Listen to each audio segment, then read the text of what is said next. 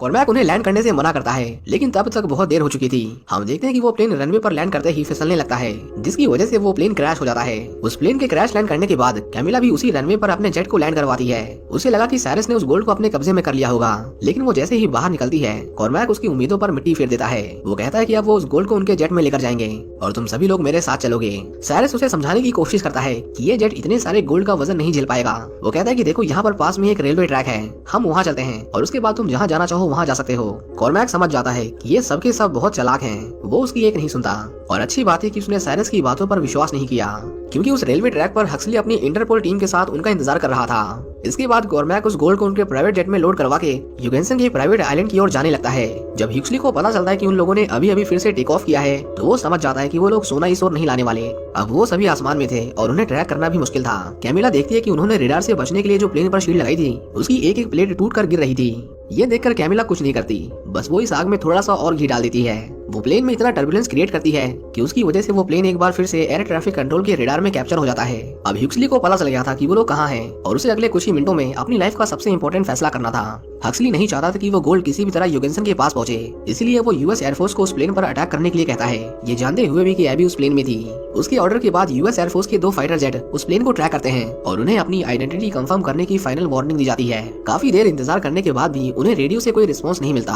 Harry उन्हें बचाने के लिए फाइटर पायलट से झूठ बोलता है। वो कहता है कि उस जेट के अंदर सिविलियंस हैं, इसलिए उन्हें थोड़ी देर और इंतजार करना पड़ेगा। लेकिन पायलट्स को सॉलिड प्रूफ चाहिए थे। पायलट्स कहते हैं कि अगर उन्हें अगले कुछ मिनटों में इस बात का कंफर्मेशन नहीं आया तो हम इस प्लेन पर अटैक कर देंगे। दूसरी ओर साइरस और एबी यूगेंसन के लोगों से लड़ रहे थे।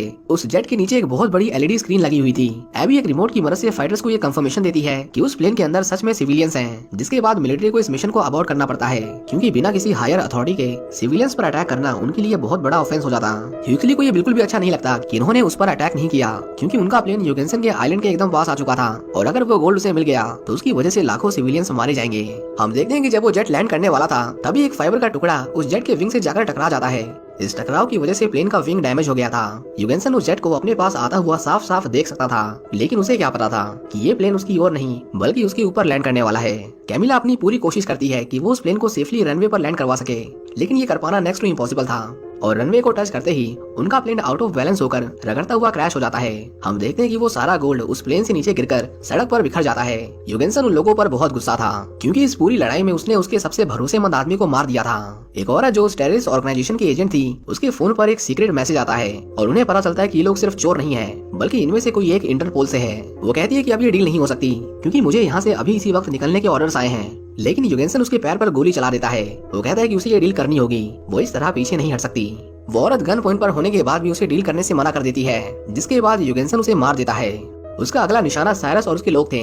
साइरस उसे झूठ बोलता है कि वो एजेंट मैं ही हूँ, तुम मुझे मार दो, क्योंकि ये सारे लोग बस सिविलियंस हैं। यूगेंसन उसे शूट करने ही वाला था कि तभी वहाँ पर पुलिस आ जाती है। वो उसे चारों ओर से घेर लेते हैं और पुलिस के सामने वो किसी को गोली नहीं मार सकता था। यूगेंसन उन्हें कहता है कि वो इन लोगों को नहीं जानता, ये लोग अचानक से ही मेरे प्राइवेट आइलैंड पर आ गए, इसीलिए मुझे इन पर गन पॉइंट करनी पड़ी। मेरा इन्हें मारने का कोई इरादा नहीं था। यूगेंसन यहाँ तक भी कहता है कि इस औरत को भी इन लोगों ने मारा है। उसे यकीन था कि कोई भी उसे जेल नहीं भेज सकता, लेकिन उसे क्या पता था कि उसकी सारी हरकतें रिकॉर्ड हो चुकी थी। हम देखते हैं कि कैमिला ने नेविगेशन के लिए जो जेट पर कैमरेज लगाए थे, उनमें से एक कैमरा ने यूगेंसन को उस औरत पर गोली चलाते हुए रिकॉर्ड कर लिया था और इंटरपोल के लिए इतना सबूत काफी था उसे गिरफ्तार करने के लिए। जब एबी को पता चलता है कि हक्सली ने ही एयरफोर्स को उन पर अटैक करने के लिए कहा था, तो वो उसे जोर से थप्पड़ मारती है।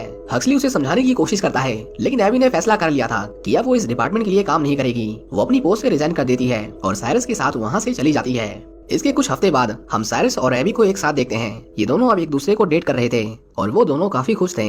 वैसे इन सब चोरी के पूरे प्रोसेस में मैं आपको एबी की कहानी बताना तो भूल ही गया, क्योंकि उसकी भी इस मिशन में उतनी ही इंपॉर्टेंस थी जितनी की बाकी लोगों की। दरअसल एबी जब छोटी थी तो उसकी माँ स्कूल में बच्चों को पढ़ाती थी।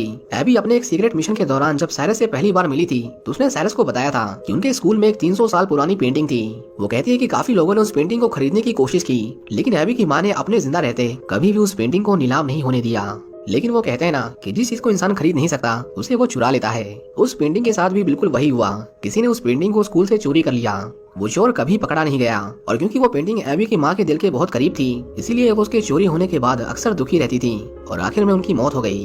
तभी से एबी ने फैसला कर लिया था कि वो इंटरपोल को ज्वाइन करेगी और उन लोगों को पकड़ेगी जो आर्ट की कदर नहीं करते और बस पैसों के लिए उन्हें ब्लैक मार्केट में नीलाम करते हैं। इसी वजह से वो शुरुआत में साइरस को भी पसंद नहीं करती थी, लेकिन धीरे धीरे उसकी ये सोच बदल गई, क्योंकि साइरस कुछ चोरी नहीं करता था, वो बस उस चीज की वैल्यू बढ़ाता था जैसा उसने एन8 की NFT के साथ किया था। साइरस को भी एबी की इसी बात से प्यार हो गया था कि वो आर्ट की कितनी रिस्पेक्ट करती है। उसे लगा कि ये लड़की बिल्कुल उसकी तरह है, बस फर्क ये है कि मैं एक चोर हूँ और वो एक पुलिस ऑफिसर। वो एबी को बताता है कि उस दिन तुम्हारे स्कूल से जो पेंटिंग चोरी हुई थी, मैंने उसे ढूंढ लिया और सबसे इम्पोर्टेंट, मैंने उसे उस चोर से खरीद लिया और मैं तुम्हें वो गिफ्ट करना चाहता हूँ। एबी ये सुनकर बहुत खुश होती है और अब उसके दिल में साइरस के लिए रिस्पेक्ट और ज्यादा बढ़ गई थी। साइरस एबी को बताता है कि ये तो कुछ भी नहीं, क्योंकि अब जो मैं तुम्हें बताने वाला हूँ उसे सुनकर तुम चौंकना मत। साइरस उसे बताता है कि हमने वो पूरा सोना चोरी कर लिया है।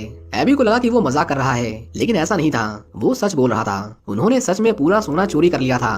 दरअसल हुआ ये था कि उन्होंने फेक गोल्ड की एक दूसरी कैरेट बनाई थी और उस कैरेट को भी योगेंसन के सोने के साथ ट्रांसपोर्ट किया जा रहा था। जब मैग्नस ने वो सेफ खोली थी तो उसने मौका पाते ही असली वाले गोल्ड को उनके नकली वाले गोल्ड से बदल दिया था। इसका मतलब इतनी देर से वो जिस सोने के लिए लड़ रहे थे वो असली गोल्ड था ही नहीं। हमें ये भी पता चलता है कि ल्यूक यानी कि उनका वो इंजीनियर जिसने मिशन पर आने से मना कर दिया था, वो भी उनके प्लान का एक हिस्सा था।